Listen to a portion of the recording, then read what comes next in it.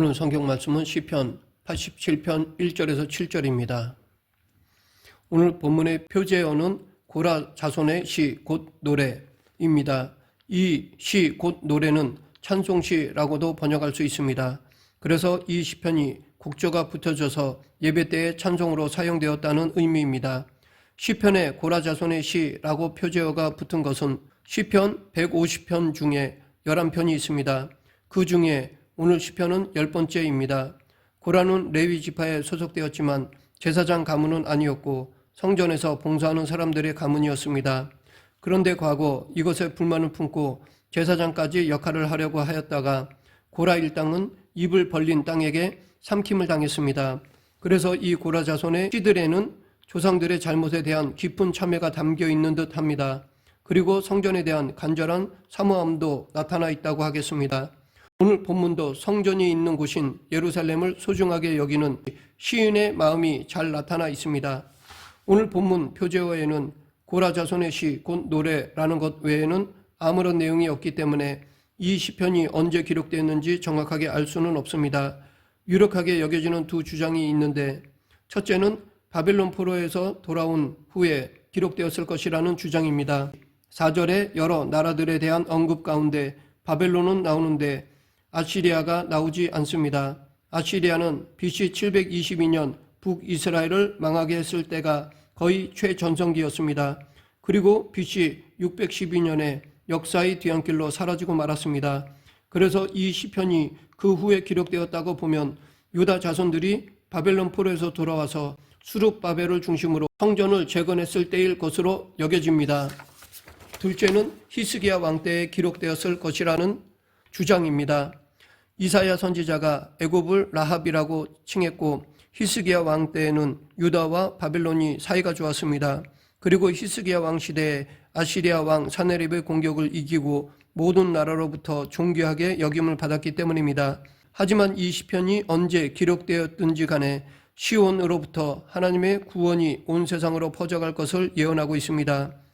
각 도시 간의 거리를 잴 때는 그 도시가 시작되는 도로 원표가 있습니다. 각 도시의 도로 원표에서 다른 도로 원표까지가 도시 간의 거리가 됩니다. 서울은 세종로 광장 중앙이 원표 지점입니다. 세종로 광장 중앙에서 남쪽으로 150m 정도 떨어진 곳에 조형물이 있습니다.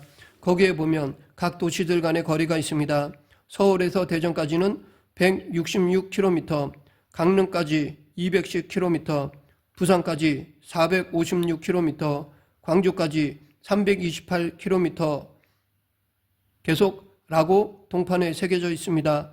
뿐만 아니라 뉴델리 4688km, 런던 8871km, 예루살렘 8084km라고 새겨져 있습니다. 모두 서울에서 거리를 재면 그러하다는 것입니다. 시온은 하나님의 구원의 도로 원표가 예루살렘에 있다고 말합니다. 그리고 그 예루살렘을 성산, 즉 거룩한 산이라고 말합니다. 그러면 예루살렘이 성산, 즉 거룩한 산이 될 수 있는 이유는 무엇입니까? 그곳이 아주 높은 곳에 있어서 그 규모가 웅장하고 하늘과 가깝기 때문일까요? 아닙니다. 예루살렘의 해발 고도는 820m입니다. 하지만 세상에는 그보다 더 높은 도시, 더 높은 산, 더 웅장한 곳은 아주 많이 있습니다. 그렇다면 그곳의 자연 풍경이 굉장히 아름다워서일까요? 아닙니다. 예루살렘의 주변 지역은 대부분이 광야이기에 눈으로 보기에는 결코 아름답지 않습니다. 그럼에도 예루살렘이 성산이 될 수 있는 것은 거기에 하나님의 성전이 있고 그곳이 하나님의 구원의 역사가 펼쳐지는 출발지이기 때문입니다. 본 시편의 1절의 분위기가 격식을 차린 의식적인 모습이라면 2절의 분위기는 편안한 일상적인 모습입니다. 특히 사랑하다라는 단어는 부모가 자녀에게 애정을 표현할 때와 부부나 연인이 상대에게 깊은 관심을 표현할 때에 사용하는 말입니다. 그래서 굉장히 친밀하면서도 따뜻한 의미가 담겨 있는 말입니다. 그리고 여기서 말하는 야곱의 모든 거처는 이스라엘 자손들이 사는 이스라엘 전역을 가리키는 말입니다. 그리고 시온은 예루살렘을 의미합니다. 본래 시온은 예루살렘에 위치한 여부스 사람들이 사는 언덕의 이름이었습니다. 다윗이 그 땅을 정복하고 그 이름을 다윗성이라고 지었습니다. 그리고 다윗이 그곳에 하나님의 궤를 임시로 두었습니다. 그리고 솔로몬이 모레아산에 성전을 짓고서 언약궤를 성전 안으로 옮겼습니다. 그런 과정을 지나면서 시온은 아주 거룩한 곳이라 여겨졌습니다. 이런 이유로 유다 자손들이 바빌론에서 포로 생활 중에 자신들의 고향을 말할 때에 시온이라고 하였습니다. 그래서 시온이 처음에는 언덕의 이름이었는데 점차 예루살렘을 대신하는 말로 바뀌게 되었던 것입니다. 이것은 마치 강태공은 본래 중국 주나라 정치인의 이름이지만 이제는 낚시꾼 전체로 의미하는 것과 같습니다. 그런데 하나님께서는 야곱의 모든 거처 즉 이스라엘 전체보다 시온의 문들 즉 예루살렘의 성문들을 더 사랑하신다고 하십니다. 예루살렘 성에는 10개의 문이 있었습니다. 하나님께서 이스라엘의 모든 땅보다 시온의 성문 즉 예루살렘 성문을 더 사랑하신다고 하셨는데 그것은 앞에서 말한 바와 같이 예루살렘이 아름답기 때문이 아닙니다.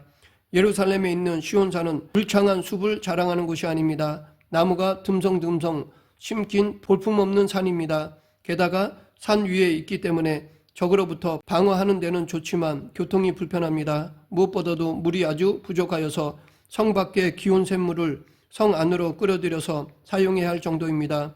그럼에도 이스라엘의 그 어떤 지역보다 시온이 더 사랑스러운 것은 그곳이 하나님의 구원의 원점이기 때문입니다.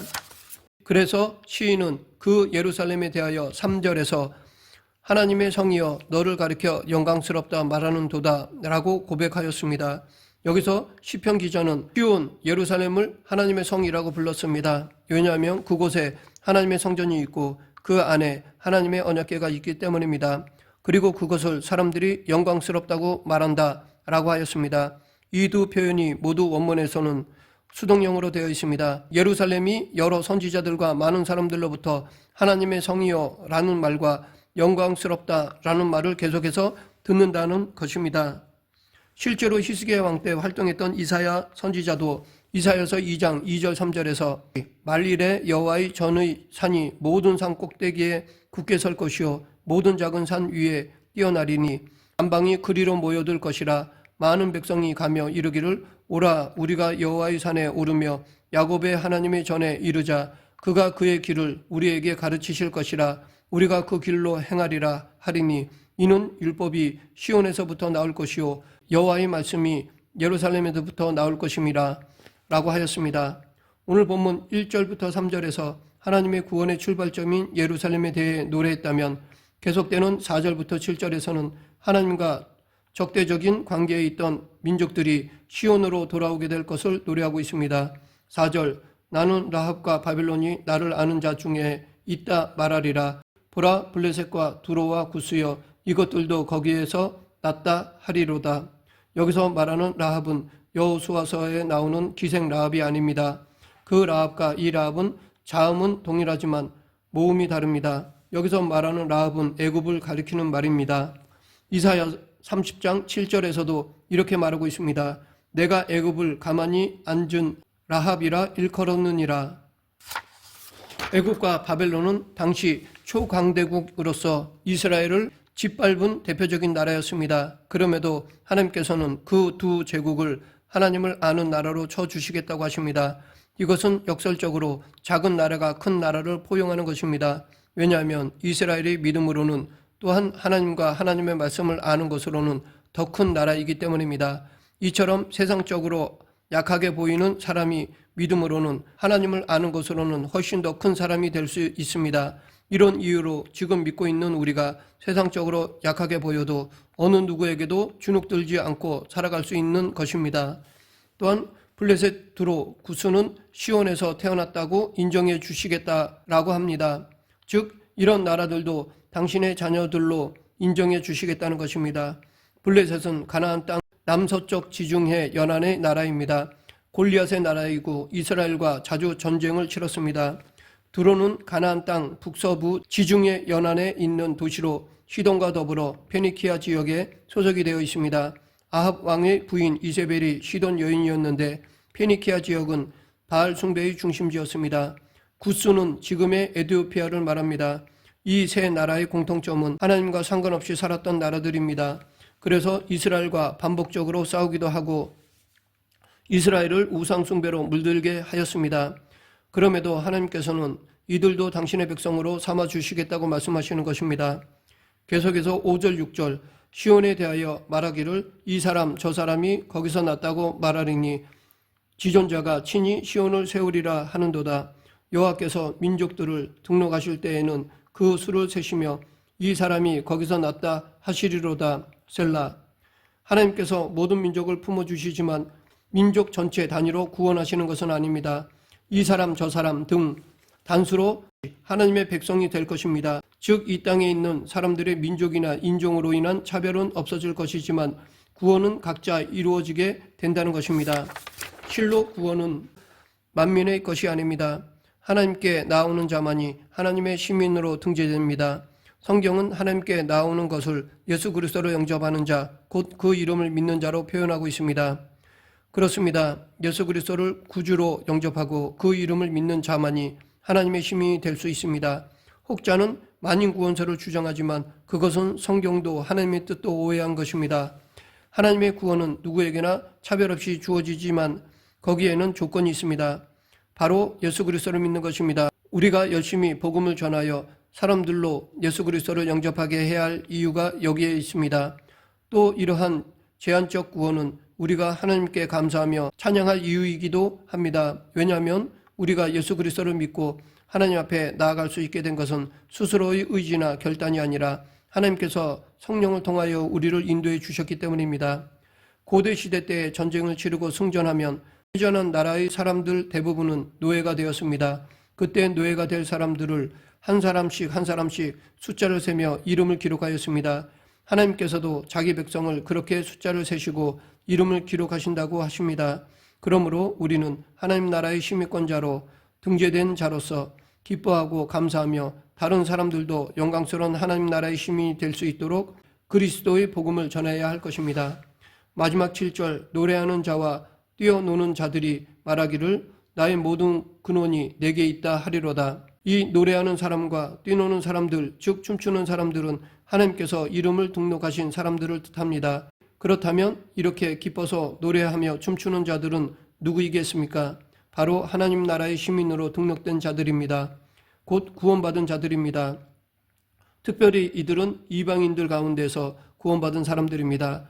이들은 본래 하나님 나라에 대하여 외인들이었으나 시온을 통하여 하나님 나라의 시민이 되고 너무도 기쁜 나머지 축제를 벌이고 있는 것입니다. 우리도 본래 라합, 바벨론, 블레셋, 두로, 구스에 속하여 하나님을 알지 못했던 사람들이었습니다. 하지만 하나님께서 우리도 우리의 시온에서 났다고 말씀해 주시고 민족들을 하나님 나라 생명책에 기록해 주실 때에 우리의 이름도 기록해 주셨습니다. 그런데 여기서 이들은 나의 모든 근원이 내게 있다라고 말하고 있습니다. 이것은 시온을 향하여 하는 말일 수도 있고 혹은 하나님을 향하여 하는 말일 수도 있습니다. 여기서 근원이란 복의 원천을 말합니다. 이 말은 본래 샘 또는 샘물을 의미하는 단어에서 유래한 말입니다. 팔레스틴에서 샘은 그 어떤 것보다 귀한 것입니다. 목마른 사람에게 물보다 귀한 것은 없습니다. 갈렙의 딸 악사는 지창금조로 갈렙에게 윗샘과 아랫샘을 요구하였습니다. 이 사실이 보여주듯이 샘은 팔레스틴에서 가장 귀한 것이었습니다. 그런 점에서 샘은 복의 원천이라고 말할 수 있습니다. 그렇다면 오늘날 시온, 곧 지금의 예루살렘은 복의 원천이라고 말할 수 있을까요? 그렇지 못합니다. 오늘날 예루살렘은 분쟁과 폭력만 난무하는 곳입니다. 그러므로 여기서 말하는 시온은 지금의 지역으로서의 예루살렘을 말하는 것이 아닙니다. 여기서 말하는 시온은 하나님이 임재하는 곳, 하나님이 그 이름을 두시는 곳을 말합니다. 궁극적으로는 하늘 새 예루살렘을 말합니다. 장차 새 예루살렘에는 모든 탄식과 슬픔이 사라지고 기쁨의 노래와 춤의 축제만 있게 될 것입니다. 그리고 시온은 영적으로는 성자 하나님이신 예수 그리스도의 몸된 교회를 말합니다. 그렇습니다. 예수 그리스도의 몸된 교회가 복의 원천입니다. 교회는 생수의 근원이신 예수 그리스도를 통하여 기쁨의 샘물, 생명의 샘물을 공급합니다. 교회는 이 광야와 같은 세상을 적셔서 생명을 낳게 하는 샘입니다. 교회가 아닌 다른 곳에서는 진정한 기쁨을 누릴 수 없습니다. 그러므로 우리는 그리스도의 몸된 교회를 사랑해야 합니다. 교회를 통해 공급되는 생명수를 마시며 생명과 기쁨을 누려야 합니다. 말씀을 맺겠습니다. 오늘날의 교회는 하나님이 택하신 시온입니다. 교회는 하나님이 임재하는 곳이며 성자 예수 그리스도의 몸입니다. 하나님은 이 교회를 통하여 영광 받으시기를 원하시고 만민을 구원하시기를 원하십니다. 그러므로 우리는 이 사명을 잘 감당하기 위하여 수고와 노력을 해야 합니다. 오늘도 하나님께서 마음과 정성을 다해서 심어주신 삶의 자리에서 하나님의 생명책에 기록된 사람답게 살아가는 저와 여러분이 되길 간절히 축원합니다. 기도하겠습니다. 생사화복을 주관하신 하나님 아버지, 모든 은혜가 하나님께로부터 온다는 것을 잊지 않고 복의 근원이신 예수 그리스도를 믿고 따르는 저희들이 되게 하여 주시옵소서. 예수님 이름으로 기도드립니다. 아멘.